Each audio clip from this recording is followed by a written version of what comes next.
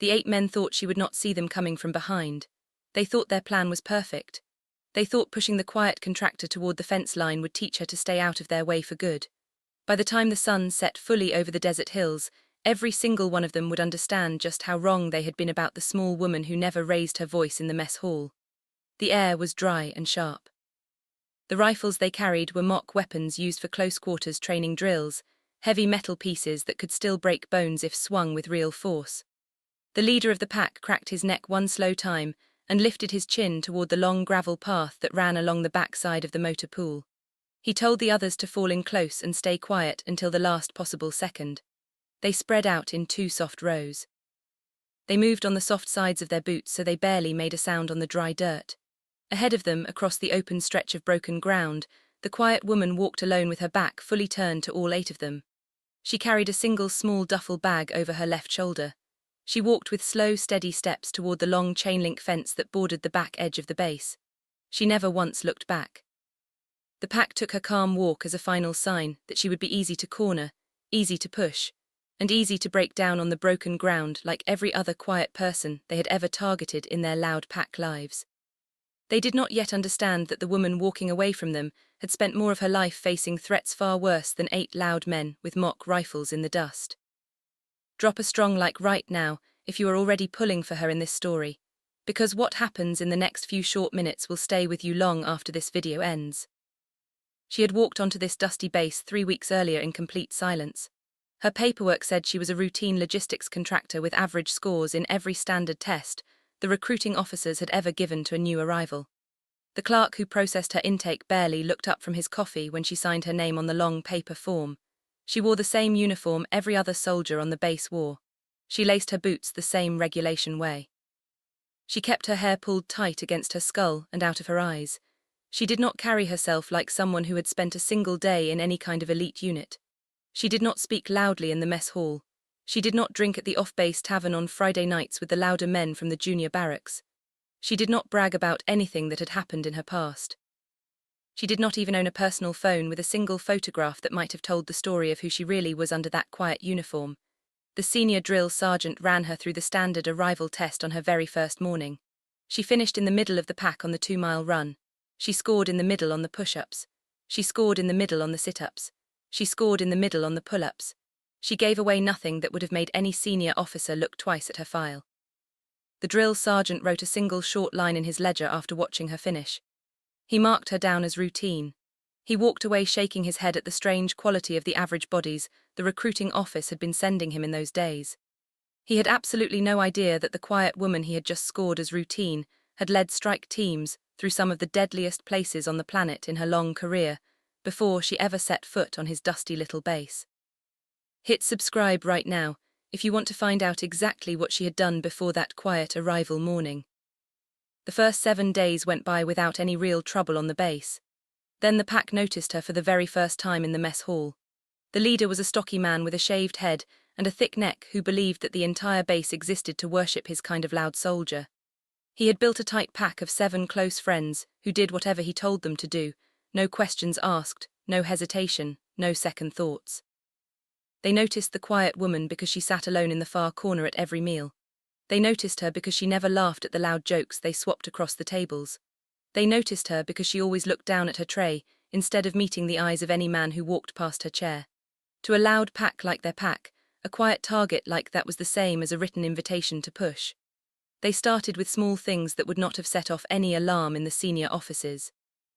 Someone brushed past her shoulder in the narrow hallway outside the laundry room hard enough to make her stumble 1/2 step sideways. Someone left a folded note pinned to her wall locker that contained a single mocking word written in block letters. Someone scattered a handful of dried dirt across the clean white sheet on her cot when no one was watching the barracks bay. She did not react to any of it. She did not report the small incidents to anyone in the senior staff. She did not even frown when she cleaned the dirt off her sheet and folded it back into perfect hospital corners. That calm made everything worse for the pack.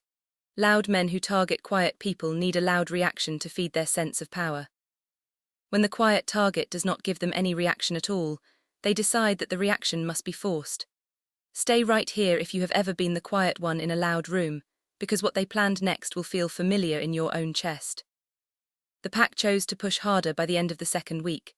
They moved in a tight group everywhere the quiet woman went on the base. They knocked her shoulder hard during the morning formation runs. They cut in front of her at the equipment cage when she was drawing fresh kit for the day's training exercises. They stood too close in the long line at the mess hall and let their elbows bump her tray until her fork scraped loud lines across the plastic plate. They made small loud jokes about her size, her quiet nature, her refusal to drink with them at the off-base tavern on Friday nights. They invented loud rumors about why a woman like her would take a quiet contract posting in a remote, dusty place like theirs. They bet on each other about how fast she would finally break down and quit the base. They used a word for her that they thought was funny. They used it so often that the word became her nickname across the entire junior barracks in less than 5 days. Two of the friendlier sergeants tried to step in late one afternoon when they saw her get bumped hard at the equipment cage. The leader walked up close to both of them. He gave them a hard look and asked if they wanted to join the quiet contractor at the very bottom of the loud pack. The two sergeants stepped aside. They kept their heads down. They walked away with the same quiet shame that good men always carry when they know in their hearts they should have stood a little taller in that long moment. The pack read the senior silence as full permission to push even harder against her. They started telling her face to face that the lesson was coming. They started telling her exactly when the lesson would happen on the base.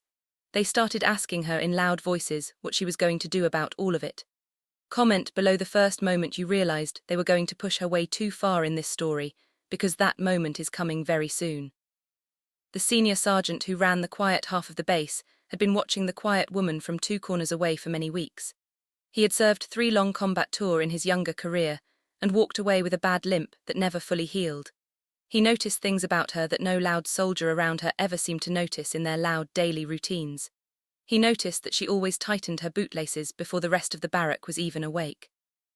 He noticed that she always checked the sight lines on every doorway she passed through, even on a routine base.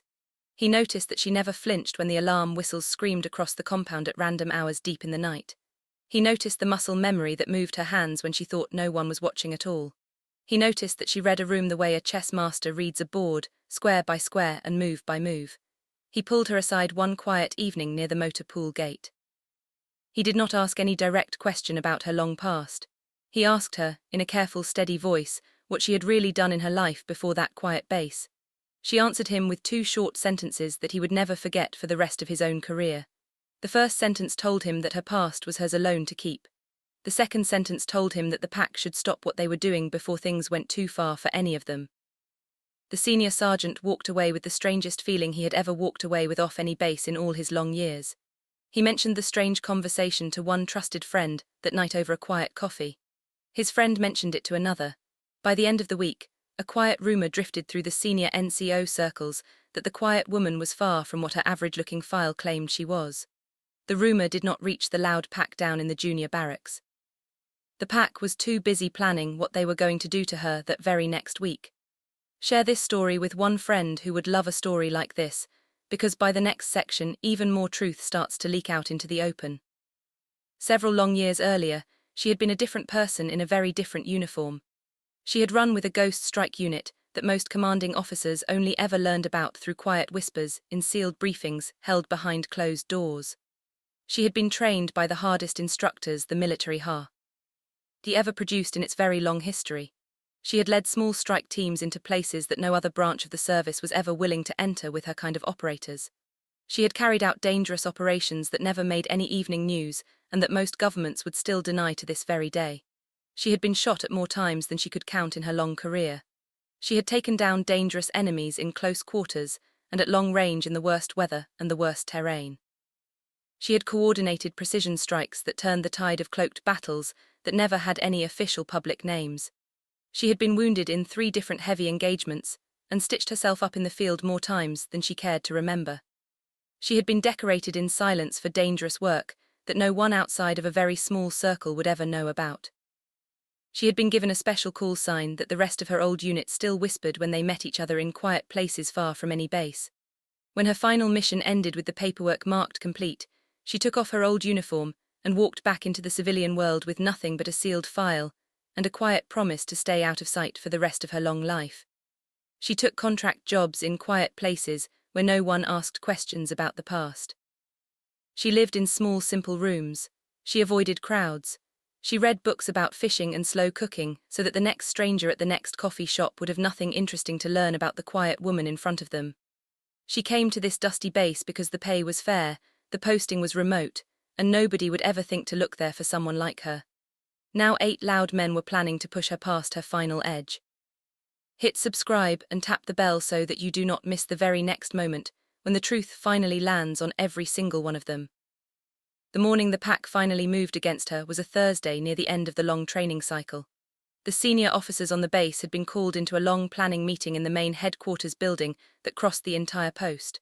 The mess hall was half empty because of the meeting. The motor pool was quiet because the senior mechanics were tied up in the headquarters session.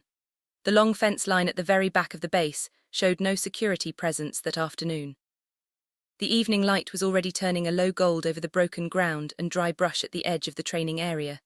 She had walked alone to the laundry building to fold her fresh clothes. She had packed them tight in a small duffel bag and rolled the bag under her arm for the long walk back to the barracks. The pack had watched her leave the barracks 1 hour earlier and had planned the entire ambush down to the minute. They stepped out from behind 3 corners at the same single moment. They had practiced the timing of this kind of ugly move before in older training days. The leader walked in front. 2 of his loudest friends cut off the left side path between the buildings. 2 more cut off the right side path between the motor pool racks. The last 3 moved in from behind the wall of the old wooden barracks. Every single escape route on the base was sealed off behind her in one clean, coordinated second. The leader cracked his neck the same slow way he always did before he made his final move on a target. He told her that the loud lesson she had been warned about was now officially about to begin. He told her that after tonight, she would either be gone from the base by morning, or she would be the lowest-ranked soul on the entire post for the rest of her time there. One of his loud friends called her a small animal that did not know her place in the loud pack hierarchy. Another one told her to drop down to her knees on the gravel and beg for mercy from the real soldiers standing all around her. They were loud and sure of themselves. They were absolutely certain that she was about to cry or run or both in the next few seconds. She did not sound like either of those things at that exact moment. Mention in the comments below if your heart is already pounding in your chest reading this part, because mine was pounding too the whole time I was writing the rest of the story for you. She set her duffel bag down on the dirt with slow, careful hands. She did not let them see her afraid of any of them even for 1 single second. She rolled her shoulders once in a slow full circle to loosen them up for what was coming her way in the dust. She shifted her weight onto the balls of her feet in a way that no loud soldier ever learns to do in their average careers. Every single senior NCO on the base had stepped into a fighting posture like that one at least once in their own long careers, and they all would have recognized it instantly from across a wide, dusty room. The pact closed in tighter all around her without seeing the small change in her stance at all. He leader swung the first heavy mock rifle straight at her jaw with everything he had in the swing. She was not where his weapon expected her to be at the swing's end. She slipped clean to the left by 2 short inches, and her open hand came up under his heavy chin in a short, sharp lift that snapped his head back and dropped him down hard to 1 knee on the gravel between the barracks buildings. 2 of his closest friends lunged at her from either side at the same single moment. She stepped between them in 1 clean motion, used one man's own forward momentum against him, and dropped him face first into the gravel with a single hip throw that looked more like a careful dance move than any kind of real fight. The third big man swung wide and missed her completely. She caught his wrist as it passed by her body, twisted it precise and clean, and watched him drop with a sharp cry that echoed off the long barracks wall behind him in the dust. 4 men of the pack still standing, 4 men who had never seen any person move like that in their entire loud lives. The leader of the pack scrambled back up to his feet, blood on his split lip from the first hit, raw rage burning red in both his eyes in the failing light. He screamed at the rest of the loud pack to take her down all at once as one solid group. They came at her in a loud wave. They came hard. They came with everything they had left in them at that dusty moment. She gave them exactly 5 more seconds of their loud struggle before she chose the smart path away from every single one of them. Like this very moment so far, then hit like right now and keep watching, because the worst part of that long loud night is just now beginning. She broke toward the long fence line at the back edge of the dusty base. She slipped between 2 of the bigger attackers like clean water, moving through a small crack in solid stone, and vanished completely into the broken ground and dry brush that sat behind the training area of the base. The pack stood there in the dust, breathing hard in the failing gold light, looking at each other with the very first real fear any of them had felt in a long stretch of years. They did not understand what had just happened in that short, sharp fight across the gravel. They did not understand what was about to happen next deep in the dark, broken ground beyond the long fence line. They thought she had only run because she was afraid of the 8 of them still standing between the buildings. They had absolutely no idea she had run because she was choosing the ground where she held every single hard advantage over every single one of them in her own training. The senior sergeant watched from the motor pool gate in the fast fading light. He did not call for loud backup on the radio. He did not sound the base alarm. He simply raised his secure radio to his ear and whispered a single coded phrase into it that would reach trusted hands far away on the post. Within just minutes, the trusted watch officer at the post headquarters would receive that quiet coded phrase and know that something very serious was happening on this quiet little dusty base that night. Stay right here if you want to see what came next, because what happens after the pack crossed the long fence line changed everything forever. Beyond the long fence line, the dusty ground fell away into a wide stretch of broken earth that the base had used for the roughest field exercises in its long history. There were old tank tracks pressed deep into the dirt from past heavy runs. There were half-buried steel targets left out in the open from old live-fire ranges. There were dark, dry ravines and shallow creek beds and waist-high dry brush that swallowed up the very last of the evening gold light and turned everything shadow and dark. A loud soldier who did not know the broken terrain well would have panicked hard in that kind of ground after dark. She did not panic for a single second of that long walk. She moved through it like she had grown up in far rougher places as a young child. She crossed the first dry creek bed in 3 easy long strides. She cut a sharp angle toward a low natural rise that gave her a perfect sight line back toward the main training area of the base. She disappeared into a patch of dead dry brush so still and so quiet that even a trained military spotter on the highest ridge would have walked straight past her twice without ever seeing her move a single muscle. The pack regrouped on the other dusty side of the fence line in the failing deep light. Their leader was still wiping thick blood from his split lip with the back of his rough hand. His pride had been hurt far worse than his loud mouth had been. He told the 7 other loud men that they absolutely had to finish the loud lesson before sunrise came the next day. He told them that if they let a quiet logistics contractor run off and live to tell the story, none of them would ever hear the end of the loud shame-fro. The rest of the louder unit for the rest of their careers. They split into hunting pairs and carried their bright flashlights low. They walked out into the broken dusty ground like formal blood hunters in the dry brush. They did not yet understand that they were walking straight into the kind of terrain where she had hunted far more dangerous men than all 8 of them combined in her long, hard career. Comment below right now if you are still pulling for her to handle the loud pack the right way when the fight comes back around. 2 hunting pairs from the loud pack came around a low dry rise and almost walked straight into her hiding spot behind a thick brush pile in the dark. She moved before either pair registered her shape in the deep shadow of the dry brush. She stepped out of the dark behind them and placed one careful finger against the back of the nearest loud man's neck at a precise pressure point that dropped him silent and boneless down to the dirt without making a single sound at all. His partner turned around fast and saw her standing 3 solid feet away with one loud friend already down asleep at her boots on the rough ground. He opened his mouth to shout out a warning to the rest of his hunting group. She covered his mouth with one solid hand, swept his leading leg out from under him with her other hand, and laid him down beside his loud friend in less than 4 clean seconds in the dry brush. 2 of the loud 8 down and out of the fight. 6 still moving through the broken ground with their loud flashlights swinging low and wide. 2 more hunting pairs moved in from the west side of the dry ravine and carried their loud flashlights in slow arcs like they were sweeping the brush for a small quiet animal hiding in the tall grass. She watched their bright beam patterns and timed her own dark movement to every short gap between their loud swings of light. She flanked the first new hunting pair from behind a long buried tank tread ridge in the dusty dirt. She moved with a kind of perfect silence that no loud soldier ever learns in any standard training course in their own career.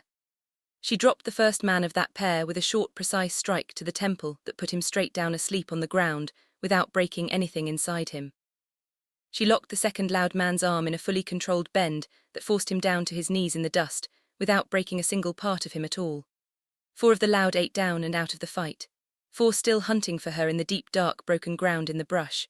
The loud pack leader heard the soft sounds of his own friends hitting the dirt from across the dry ravine in the dark. He ran toward the loud noise, with the last 3 loud men of his pack running hard on his heels behind him. He ran straight into the kind of quiet trap she had carefully set for him without even knowing it was waiting for him in that dark place. Stay right here through the very next part, because the loud reveal is now about to land heavy on every one of them still standing in that dark, broken ground. The loud leader of the pack was breathing hard in the dark, dusty ground. Blood still covered his split lip from the very first hit. Sweat rolled down both sides of his face in long, wet lines in the cold night air.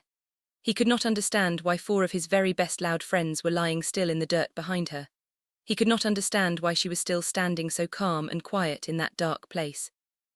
He could not understand why she looked so steady while his own heart was trying to pound its raw way straight out of his chest in that long, dark moment. He swung his bright flashlight up toward her face in a loud, desperate final move. He told her, in a thick, shaking voice that was no longer sound at all, that this was her very last chance to drop down to the ground in the dust and beg for her life from him and the last 3 loud men.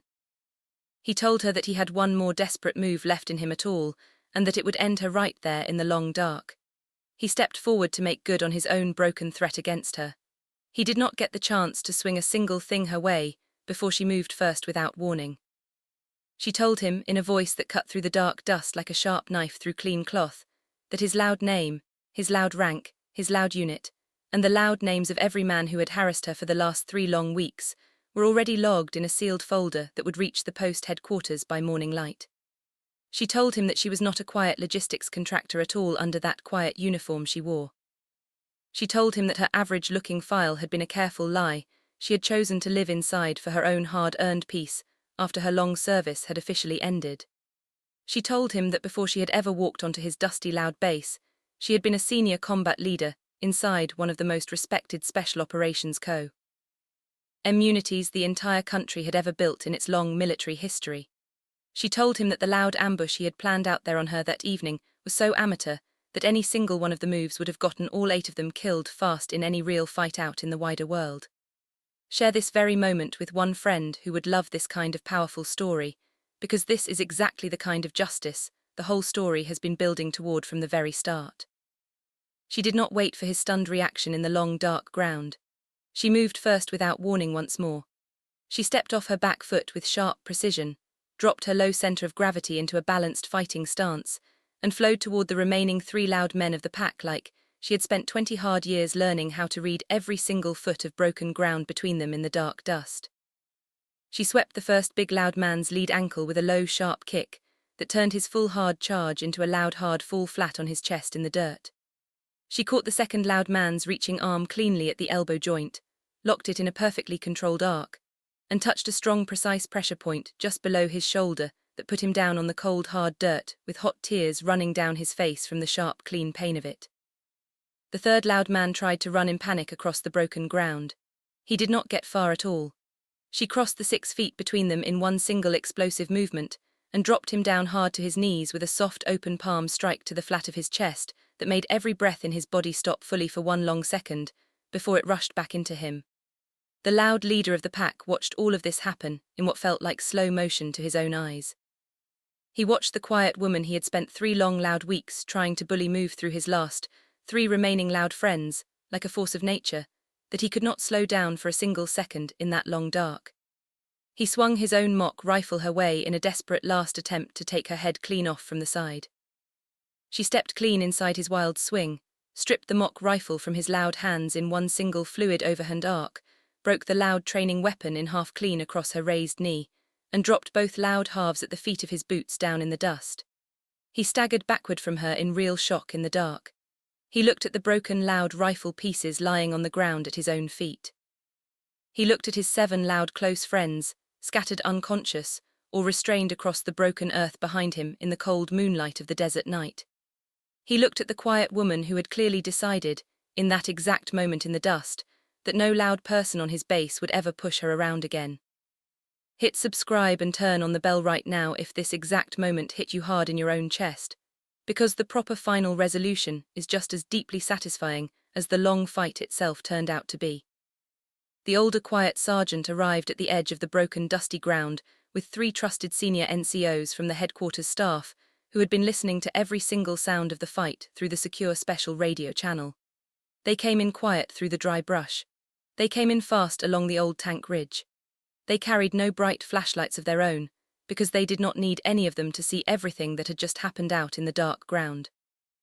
They had heard every single threat the loud pack had made against her.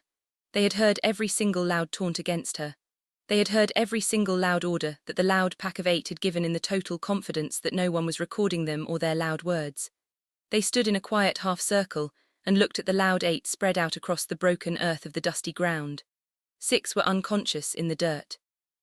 2 more were held down on their knees with the quiet woman standing calm between them in the dark moonlight.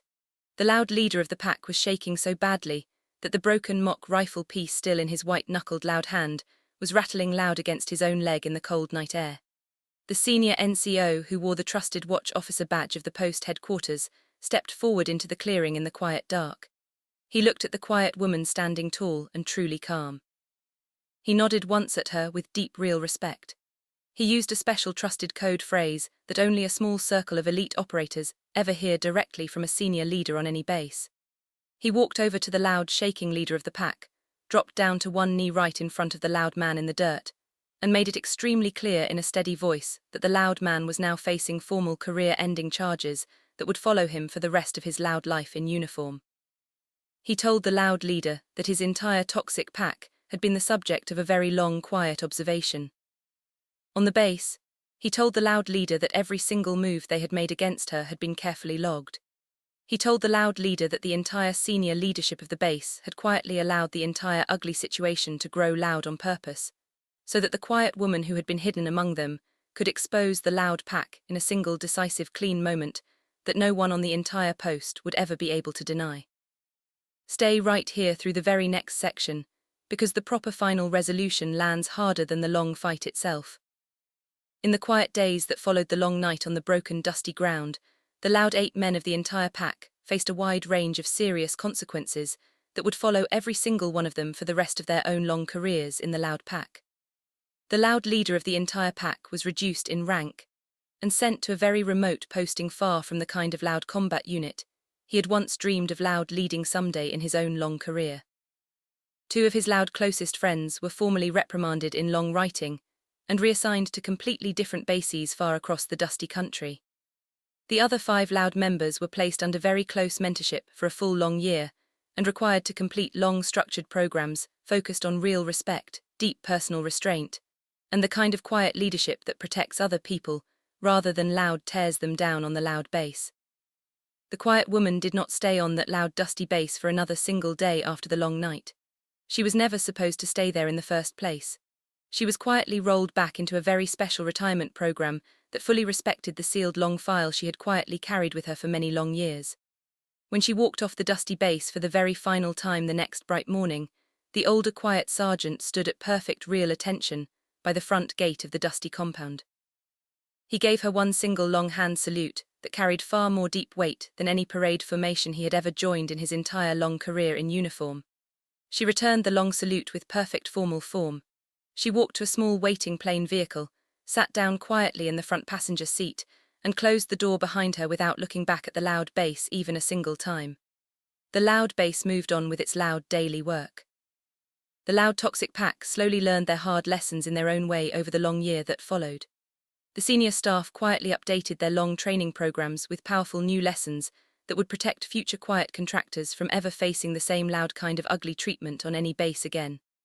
The legend of the small quiet woman who broke an entire loud toxic pack clean in a single bold night grew across the entire branch of service like steady wildfire.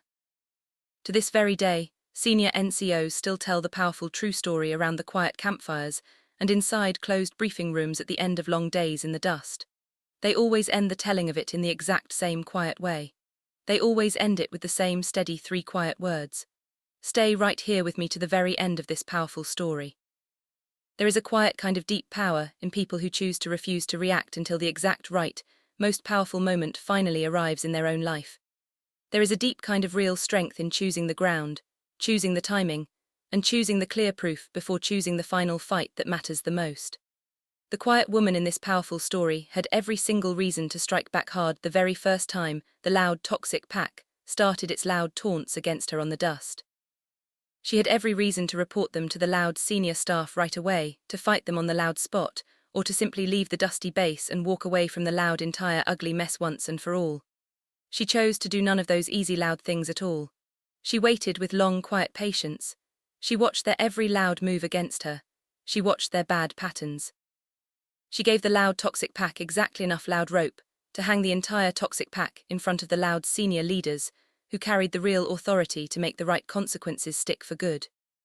When she finally moved against the Loud pack, she moved with the kind of clean precision and patient discipline that can only be born from a long lifetime of hard training, and even harder quiet choices made in the darkest dust out there in the world. That is the single part of the long story that stays with me every single time I hear it told again from another trusted source. Not the Loud final fight, not the broken Loud mock rifle on the dirty ground in the dust, not even the dramatic Loud reveal of her true quiet identity at the end of the long night. It is the long quiet patience. It is the deep calm. It is the steady quiet refusal to become what the Loud toxic pack wanted the quiet woman to become under. All of their Loud ugly pressure in the dark dust. Do you know who I am? Those 3 simple steady words still hit me the exact same way they hit me the very first time I ever heard this powerful story, told at a real base long ago in the dark dust. If this entire story moved something deep inside of you, then please do 3 small real things for me right now before you close this powerful video. Drop a strong like right down below to help the real algorithm push this powerful video to many more real viewers who need to hear this kind of deep, powerful story in their own lives. Leave me a thoughtful, honest comment telling me what exact part of the long story hit you the hardest in your own heart, and why it mattered to you. And hit that subscribe button right now and turn on the Loud bell so that you never miss the very next powerful story in this long-running Deep Reel series. Until then, please stay safe out there in the dark dust, stay sharp in your own long life, and always remember that the loudest people in any room are very rarely the ones you really need to worry about in the dark dust. Share this powerful video with one good trusted friend who would truly love this kind of deep story, and I will see you again right back here in the very next one in the dark dust.